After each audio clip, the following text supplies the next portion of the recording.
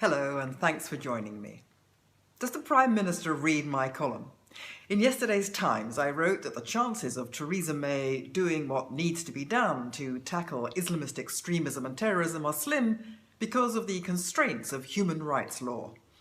Lo and behold, just last night, Mrs May announced she would take further condign measures such as making it easier to deport extremists and restricting the movements of terrorism suspects when there was evidence they posed a threat but which wasn't enough to present to a court. If human rights laws get in the way of doing those things, she said, we will change those laws to make sure we can do them. Well, I'll believe that when I see it. The hue and cry that she's proposing to rip up human rights laws, as The Guardian has put it in its usual tendentious manner, has already started. The former Director of Public Prosecutions and Labour's shadow Brexit spokesman Sir Keir Starmer claimed on the Today programme this morning that human rights law had never prevented any Islamist extremist from being properly dealt with. Yet in case after case, human rights law has prevented deportations from taking place on the grounds that the suspect's right to family life takes precedence, or the absence of human rights in the country to which he would be deported means he couldn't be sent there, and so on.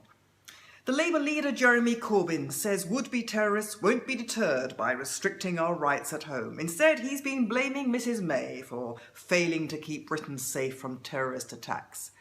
Well, coming from him, this charge is just astounding. For Corbyn and his Labour Party colleagues, backed by the judiciary and the civil liberties lobby, oppose just about every single attempt over the years to beef up security on the grounds that these measures supposedly eroded fundamental human rights. The human rights, that is, of the extremists and terrorists, rather than their victims' right to life and safety. Faced with the court's refusal to deport, the government wanted to lock up foreign terror suspects. Faced with protests that such detention without trial breached suspects' human rights, the government then introduced control orders. Faced with protests that control orders breached suspects' human rights, the government introduced the deeply inadequate TPIM restrictions. Yet despite having helped emasculate, cripple and paralyse Britain's security, the Corbyn Labour Party has the gall to pose on the eve of the general election as the guardians of public safety. In the wake of the recent atrocities in London and Manchester, there are indeed legitimate and necessary questions to be asked about intelligence and policing mistakes. We've learned, for example, that some of these terrorists were on the security radar for a while but then dropped off. But the police and security service have been foiling plot after Islamist plot, 5 over the last 3 months, in addition to the 3 attacks that tragically did succeed during this period. Maybe there are just too many Islamists in Britain nowadays to cope with. MI5 is monitoring no fewer than 3,500 homegrown terrorist suspects, so it's not surprising that Britain's top counter-terrorism police officer, Mark Rowley, says Britain needs to radically rethink its strategy because the terrorism threat is now at a completely different level of danger. But any such new strategy will also fail unless basic assumptions change, because the elephant is still in the room. Even now, with Theresa May saying enough is enough after London Bridge, Britain is still refusing to identify correctly the threat that has already claimed so many lives. These attackers are not evil losers or sick cowards, as some have described them. They're not nihilists or psychiatric cases or lone wolves. They are devout and ecstatic Muslim fanatics who are waging a war of religion against us. Mrs May correctly referred to Islamist terrorism, yet she also said this was a perversion of Islam. Well, how can it be a perversion when it's solidly rooted in religious texts and theological doctrine, validated and endorsed by the world's most powerful Islamic authorities? In an article in The Times, the Communities Secretary Sajid Javid tied himself up in knots. He rightly said it wasn't enough for Muslims merely to condemn terror attacks, they must ask themselves searching questions and issue challenges.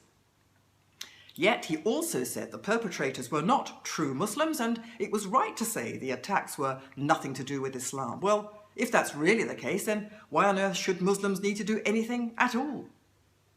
The West views Islam through its own cultural prism, which equates religion with spirituality. The problem, though, is that Islam is as much a political ideology as a source of spiritual guidance. In 2010, a German study which involved intensive questioning of 45,000 Muslim teenagers from 61 towns across the country found that the more religious they were, the more likely they were to become violent. In Australia, Sheikh Mohammed Tawhidi, a Shia Muslim cleric who campaigns against Sunni extremism, has said, "The scriptures are exactly what is pushing these people to behead the infidel. Our books teach the beheading of people." Of course, millions of Muslims do not subscribe to any of this. Some are merely cultural Muslims who observe no religious practices, and some, such as the Sufis or the Ahmadiyya sect, are pious Muslims who are truly peaceful and are themselves victims of the Islamists. But political, aggressive, jihadi Islam, constrained for so long by both the Ottoman Empire and Western colonialism, is now dominant once again in the Muslim world.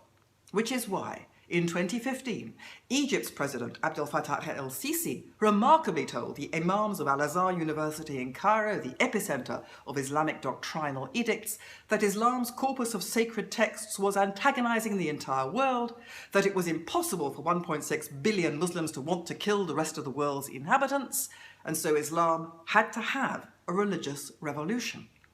We should be promoting and defending such Muslim reformers in the desperate hope that they succeed, but instead we knock the ground from under their feet by saying Islamist attacks have nothing to do with Islam.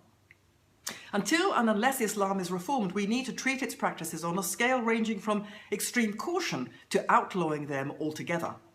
Mrs. May said we need to make people understand that our pluralistic British values were superior to anything offered by the preachers and supporters of hatred. But the problem is that Islamists believe their values represent the literal word of God, so to them, no other values can possibly be superior. As a result, you can no more de-radicalize them than you could have de-radicalized the priests of the Inquisition. We must require Muslims to take responsibility for the actions of all in their community. A poll of British Muslims last year found that nearly a quarter wanted Sharia to replace British law in areas with large Muslim populations. 4%, equivalent to more than 100,000 British Muslims, said they were sympathetic to suicide bombers fighting injustice. Only 1 in 3 would report to the police someone supporting terrorism in Syria. In other words, we need to see jihadi Islam as at the extreme end of a continuum of beliefs which are themselves incompatible with British society. So we shouldn't just be stopping people coming back to Britain from Syria or Libya or detaining terrorist suspects through control orders. We should also be closing down radical mosques, deporting those born in other countries who are involved in extremism in Britain, stopping foreign funding for Muslim institutions, and banning the Muslim Brotherhood.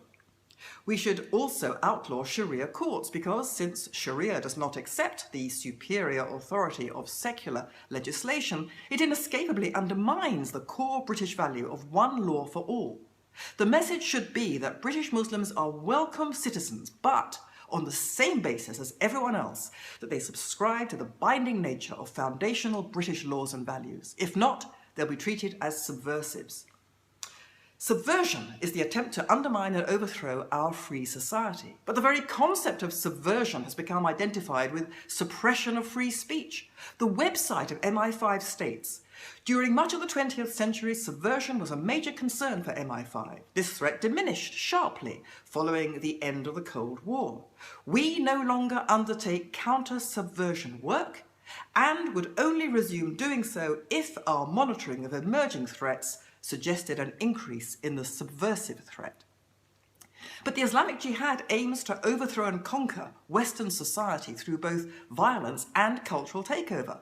The Muslim Brotherhood has stated a stated program of infiltrating Western institutions to achieve that end. I'd say that represented a pretty major increase in the subversive threat, wouldn't you? Isn't it time the government banned the Muslim Brotherhood from Britain? Isn't it time MI5 woke up from its politically correct torpor to bring counter-subversion back from exile? As I've said though, any such measures will be opposed with the inevitable claim that they will cause social division or destroy British values. Such protests are already being made. Jihadi terrorists, however, are not trying to divide us, nor destroy our values, nor stop the general election. They are trying to kill us and conquer us.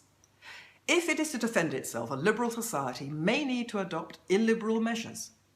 If we don't do so now, we'll be forced to do so eventually. The only question is how many will have to die before that happens.